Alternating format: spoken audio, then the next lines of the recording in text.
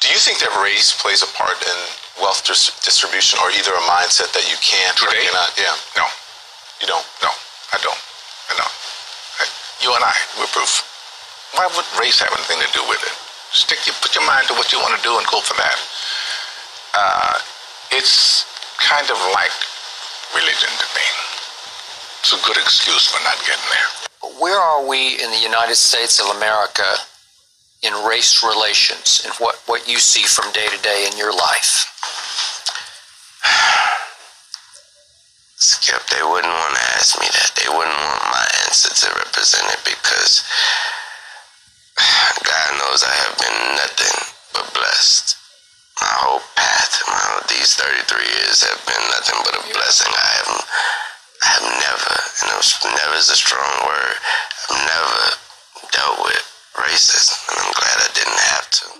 There is a class of colored people who make a business of keeping the troubles, the wrongs, and the hardships of the Negro race before the public. Some of these people do not want the Negro to lose his grievances because they do not want to lose their jobs. There is a certain class of race problem solvers who don't want the patient to get well. That was said by Booker T. Washington. How are we going to get rid of racism? Stop talking about it. I'm going to stop calling you a white man. Yeah. And I'm going to ask you to stop calling me a black man. You know, it's frustrating to me that people take race and they make it personal. You know what I mean? Like we're at a loss in this generation. If you look at it in the 80s, Archie Bunker was a stark racist. Stark. If you don't know who Archie Bunker is, look him up. All in the Family, great show. The Jeffersons, stark racist. Fred Sanford, stark racist. But you know what black people and white people did? They laughed. You watch 48 Hours with Eddie Murphy and Nick Nolte. Both of them hated each other because he was black and because he was white. You know what they did? They laughed. But I asked you what the racial breakdown was of your audience. Do you remember this? You told me the only black face you could see in the whole audience was your makeup artist. I believe that's what you said. She was in the front row, right? A lot of white kids love rap. Yes. Explain that. What does that say to you? What's the message of it? What's the bigger picture of it? I don't want to be bashed because I don't want to sound like I'm on the wrong if there is a side, but I thought that was clearly a message that there was no such thing as racism. That's what I thought that was. You know, I said, and it's probably get me in trouble, but I said to some of my colleagues recently, so I know that it's an issue, but it seems like every single day on television I'm talking about race, and it's because of the news cycle, it's in the news, but sometimes I get so tired of talking about it, I want to just go, this is over, can we move on? And if you talk about it, it exists. Right. Yeah, it's not like it exists and we refuse to talk about it, but making it a bigger issue than it needs to be is the problem we have. And right now, we are in a society where we can't have a conversation because no one's willing to listen. People are just shouting. People are just shouting. People are walking down the street, hashtagging everything, but no one's listening. Using wrong examples to present an argument leads us nowhere forward. I understand the emotion and I respect my opposition, but when you go into the areas of making false charges and living in the past, you do not address the issues of the present. And, you know, incarceration rates in America has been a problem, especially as opposed to minorities. And Roman delves into the issues around the legal system. Do you think we've made any headway in the I think it's more important to make headway in our own house. By the time the system comes into play, the damage is done. They're not locking up 7-year-olds. In the 1960s, 80+% of blacks were two-parent homes. Today, that is reversed completely the other way. I was in Chicago a couple of 3-4 weeks ago, and we saw these little kids on bikes with masks on the side of their head, like 5 or 6 of them. And the driver said, yeah, they're little yummies. I said, who? He said, little yummies. Look up, Google Little Yummy. Little Yummy was an 11-year-old murderer. Wow. And you look at his picture, you'll see the headshot of him, and he's like this. And he got murdered at 11 by a 14-year-old. Wow. Who's doing life now, and a 16-year-old. It makes no sense. You blame the system? Where was his father? No one wants to talk about perception when it comes to racial profiling. No one wants to talk about stereotypes when it comes to racial profiling. Blacks are convinced that the number one issue facing the country right now is social justice, racist white cops, discrimination, systemic racism, microaggression, whatever new word they come up with, and it's a bunch of nonsense. This is what I know. I'm a certified scuba diver. My first day of class, they told me this. When you're in shark-infested waters, everything in that water is considered a threat until proven otherwise. If it's a guppy, it could be a shark until you know it's a guppy. And I think as black men, we need to realize we're in shark-infested waters. And if we don't sit our young men down and we don't talk to them about perception, if we don't talk to them about stereotypes, we're doing them a huge disservice. It starts in the house. It starts in the home. And yeah, well, my father got locked up. Well, where was his father? Yeah. You know, like I did talk about my three closest friends, and they did, 15 and 25. One did 28, this and that. I was the only one of the three that had a father in my life, even though my parents were together.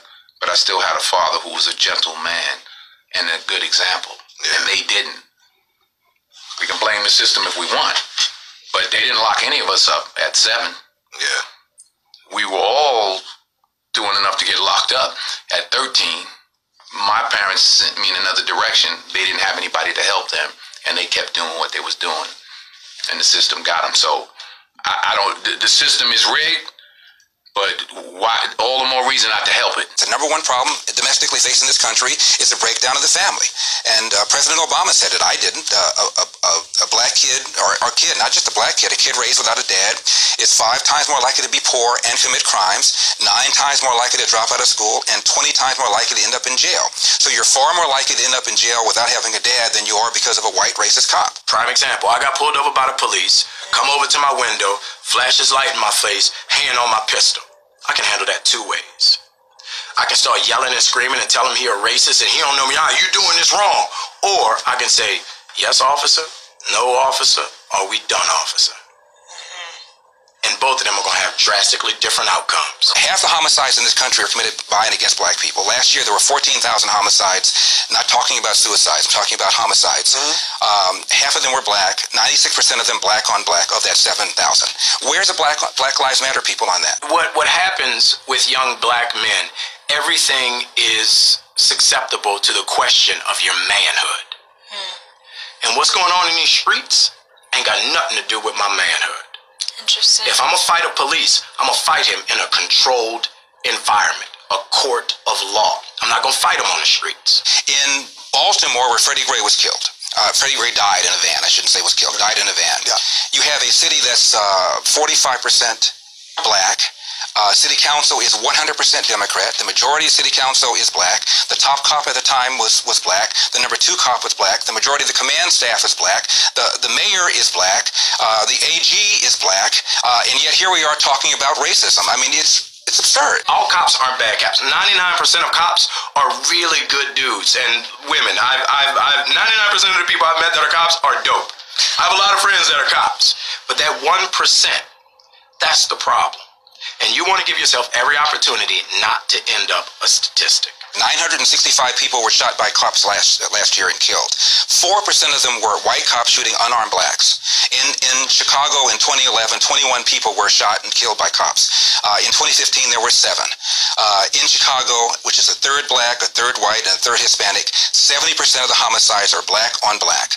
About 40 per month, almost 500 per year last year in Chicago, and 75% of them are unsolved. Where is the Black Lives Matter on that? The idea that a racist white cop shooting unarmed black people is a peril to black people is BS. Black History Month you find Ridiculous.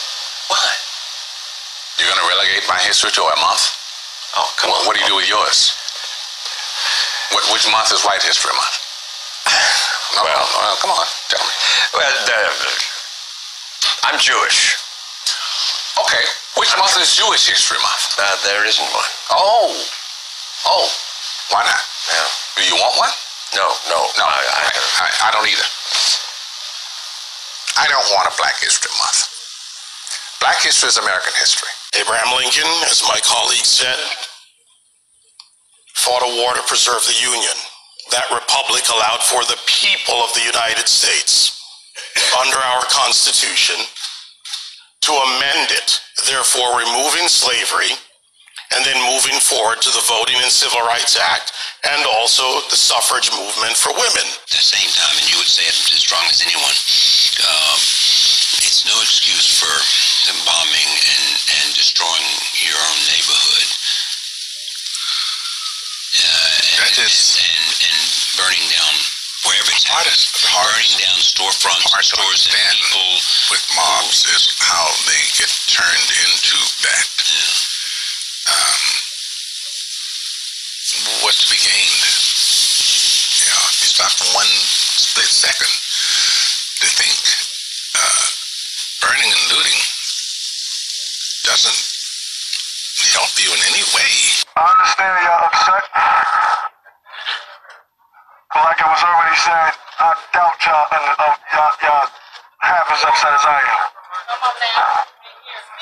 So if I'm not over here wilding out, if I'm not over here blowing up stuff, if I'm not over here messing up my community, come on, then what are y'all doing? I will always continue to say that riots are socially destructive and self-defeating. I'm still convinced that non-violence is the most potent weapon available to oppress people in their struggle for freedom and justice. I feel that violence will only create more social problems than they will solve. Let's switch it up, y'all. Let's switch it up. Yes. Amen. Do this peacefully. Please. My brother moved here from Houston, and I used to talk to him on the phone. He loved it here. He started driving truck.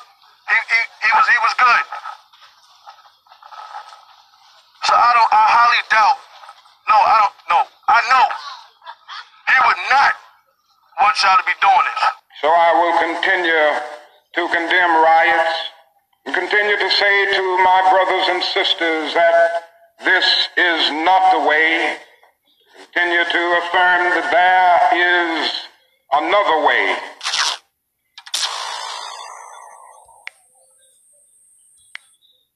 Let me know what y'all think, okay, on this subject. This is HRV. Like, share, comment, and subscribe. And I'll see y'all later. Peace out.